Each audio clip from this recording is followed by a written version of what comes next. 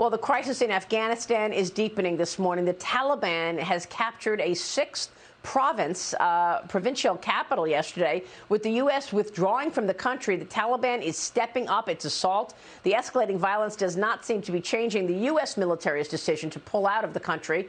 The U.S. says it is up to Afghans now to defend their country. Pentagon spokesperson John Kirby said yesterday this is their country.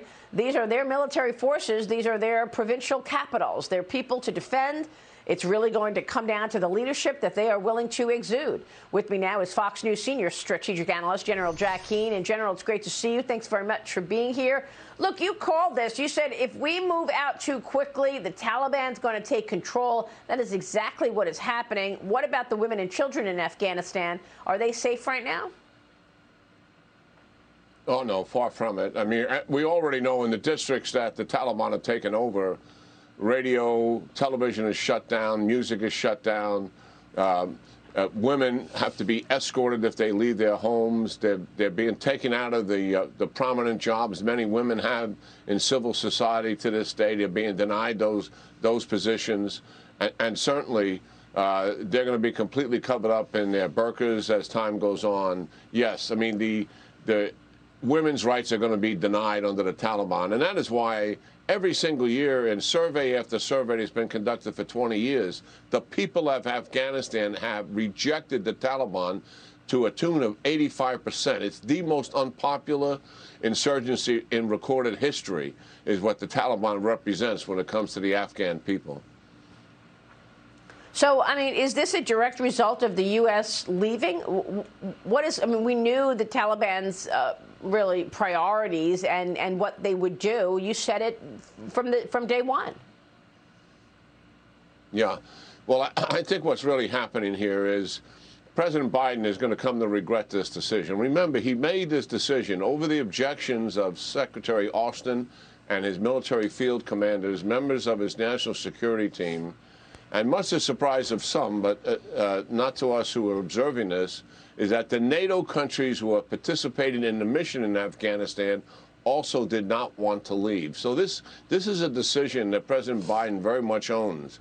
But I would suggest to him that the conditions upon which he made this decision and the assumptions are no longer valid. And therefore, we need a reassessment. What am I talking about? Well, when he made the decision, he did not see that the Taliban taking over control of the country and having a bloody collapse in Kabul was imminent. But it is, in fact, indeed imminent. Things have moved much faster than anybody expected. So I think what he has to look at is two things. And these questions should have been asked before he made the decision.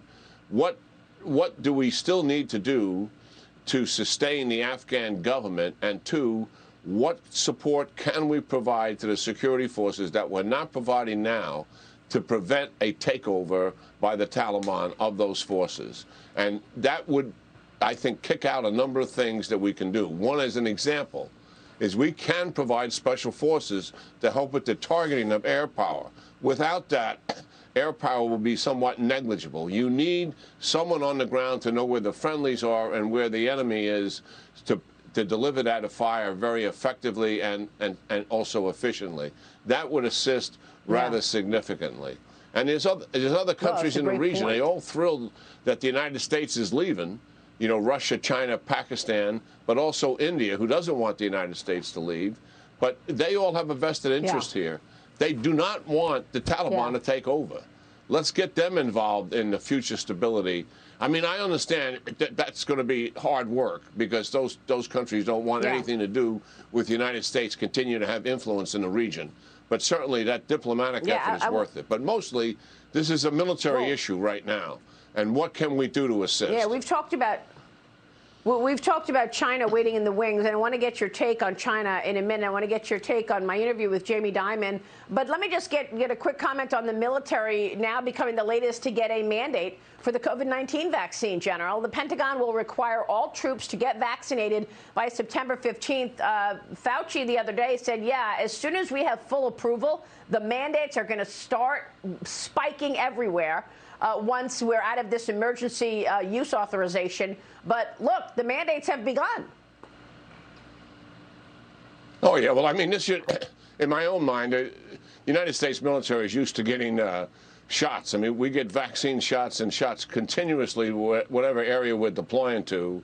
And if you're not going to do that, then there's no reason for you to stay in the military. So, I mean, the military is a group activity. We got to keep that force healthy. The only reason these shots weren't mandated from the outset is because the FDA still has it under an emergency use authorization. And now Secretary Austin will have to get a waiver from the president, likely be challenged in court, so assuming it be sustained. Once the FDA gets moving here and gets rid of the emergency use and it's fully authorized, then certainly the Secretary of Defense has the authorization to mandate it and should mandate it.